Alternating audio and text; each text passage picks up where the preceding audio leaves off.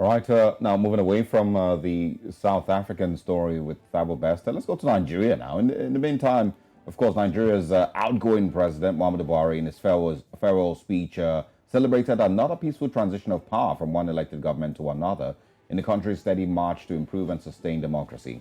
Buhari spoke about the presidential election, stressing that it demonstrated that the country has improved. Lincoln cities and another peaceful transition of power from one elected government to another in our steady march to improve and sustain Nigeria's democracy.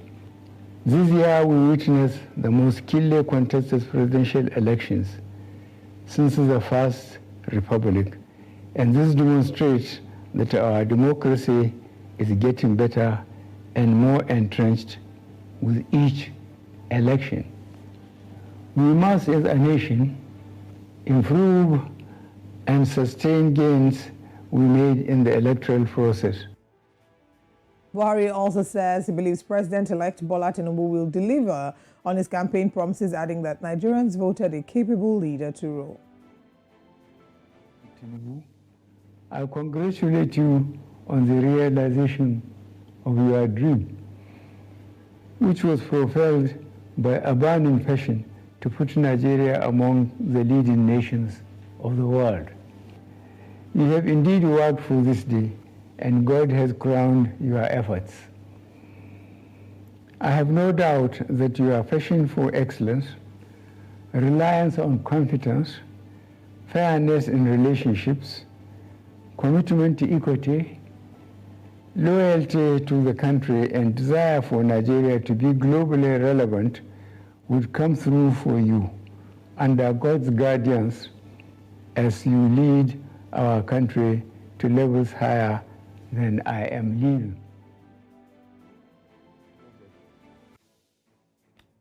Buhari also, of course, gave himself a pass mark, saying his administration did a good job at handling the COVID pandemic and also created a good environment for businesses to thrive. The pandemic still remains a global best practice. Furthermore, we increase the ability of the poor and rural Nigerians to earn a living, provide more food for millions in our villages, and give our women opportunities to earn a living. Young men and women in urban centers were also supported to put their skills into productive use. Our administration also provided an enabling environment for the private sector to engage in businesses for which their return on investment is guaranteed. Yeah, well, that, of course, speech, farewell speech by former President Muhammadu Buhari. I think we can call him he's former still now. president. He's still president? He hasn't okay, been... well, President Muhammadu Buhari. It did come with, people, I always say mixed reactions, and earlier I was asking if these are some of the things that, he truly believes happened in the time during his presidency, or, are these the things that he has been told? Because a lot of people do not agree with him. One of the things he mentioned, it says here he increased the ability of the poor and rural Nigerians to earn a living, provided more food for millions in our villages, and gave our women opportunities to earn a living.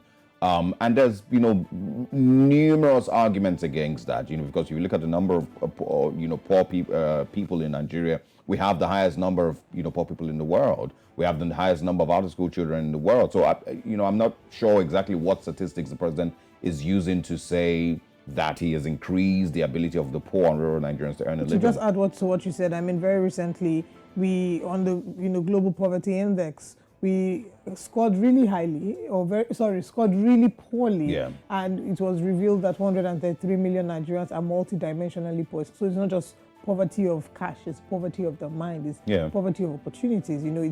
That's just further buttresses what you were saying. Yeah. Well, one of the things he also mentioned, I'm just sharing some parts of his speech. It says our battle to ensure that all Nigerians live in a safe and secure environment has achieved considerable results. As I complete my term in office, we've been able to reduce the incidence of banditry, terrorism, armed robbery, and other criminal activities considerably. So I think it's maybe throwing in these terms. When you say considerably, you're not owning or it reduces the specificity, exact specificity on what you're saying, because Nigerians would argue today that Nigeria is even more insecure than it was 8 years ago. The security analysts that I've spoken to over time, would say that the tactics of terrorism change. That in the previous administration, in the Goodluck Jonathan administration, what we saw then was bomb blast, and that was the thing that scared a lot of Nigerians into looking for one solution or the other, to sort it out. Many people argue that the bombs, yes, they were inherited from even Goodluck inherited the bomb blast as terrorism or terrorist, right? But that in this administration, especially in the second half of this administration, there have been fewer incidences of bomb blast. However, a new demon has been birthed. But that's why I said, that tactics could change, and I remember that I had a conversation with a security analyst a couple of years ago, and he said that the fact that you no longer are seeing bombs and you are now seeing them entering villages and kidnapping and murdering people in broad daylight, and we're talking about thousands and thousands of people. If you remember a couple of weeks ago, on the 20th of May, the Vanguard newspaper said 63,000 plus Nigerians died under President Buhari's administration. So I'm not sure what he's talking about. So the point was, the fact that you're no longer hearing bombs may not be because you've defeated the ability to throw bombs. It might be because they've realized that it's now easier for them to walk into a village or a community and wipe out the whole community. And nothing is really exactly, and instead of setting up bombs here and there. So the numbers, and it's not a competition. It should never be a competition. Say, okay, well, during Goodluck Jonathan's time, they were also killing people. It should never be that. How much better do Nigerians feel? How much safer do Nigerians feel today after 8 years of the current administration? And arguably, a lot of people would say they do not in any way feel safer than they did. Is the police force a lot better now, today? No, it's not. Is the army, better equipped to handle security issues? Arguably, yes or no. I mean, a lot of people will still say no. So, once again, what are the parameters that the president uses? It's expected that the president will read a speech, a farewell speech. It's expected, and he's not meant to go on, on his farewell speech and say to Nigerians that I failed woefully, right? So these are some of the things that you expect that he would say. But does he really believe these things? In Nigeria's corruption index, in what ways have we become better in the fight against corruption? We've absolutely not become better in the fight against corruption. So there's really no actual parameter, that they can point to and say, okay, these are the things that we did. I mentioned earlier that there are certain parts of infrastructure development that you can give them kudos for and say, okay, yes, the second Niger bridge was completed during your time. The Abuja-Kaduna trains are, are working. The Lagos-Ibadan trains are working. Yeah, I get it. But we can't hold on to those three items and say, okay, these are the ways that you've improved the lives of Nigeria, improved Nigeria, especially because we are now in 44 trillion, that'll be 77 trillion naira debt. So let's look at another angle. I mean, we've talked about some of the things that people have reacted to. Some of the points I have seen reactions to as well would be in reaction to the statement on the international scene. Nigeria's influence continues to grow, as exemplified by notable Nigerians occupying headship and leadership positions in renowned global bodies. It would seem that what a number of Nigerians would say is these people are thriving in these foreign settlements or in these foreign countries. But like when they come back home, I'm thinking of the best way to put it, that these are people that would typically, that are talented, that are gifted, but unfortunately are only being celebrated because they have been celebrated outside the country. Like, why don't we get to the point where we build up our economy into a level where we can start to appreciate our homegrown talent and not wait until they've been seen and taken over in another country and then we start to appreciate them? Yeah, mostly because Nigeria doesn't reward excellence. Nigeria doesn't reward competence. Nigeria rewards, if we've seen in the last couple of weeks or months that, the more incompetent you are, the more chances you get for a second term or for, being re-elected or for, being reappointed.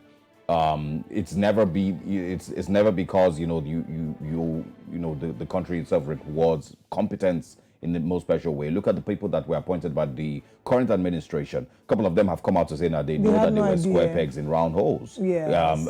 Festus Keyamo is coming out 4 years after his appointment to say that his appointment was illegal. Adamu Minister of Education. He had no idea about education. It's insane. And this is, I'm sorry. Yeah, go ahead. And this is, if you look at every single MDA across the country in the last 8 years, you can tell that almost every single person who was leading those places was unqualified.